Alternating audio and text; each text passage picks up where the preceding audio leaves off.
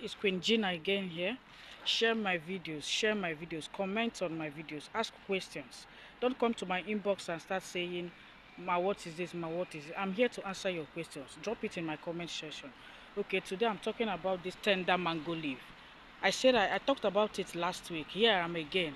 Testimonies are everywhere for people that tried it. I say use this tender mango leaf for that catarrh and cough that has refused to go.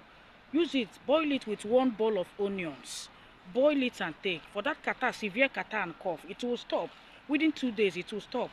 Boil it for catarrh and cough. Do it and come back with testimony. Happy New Month.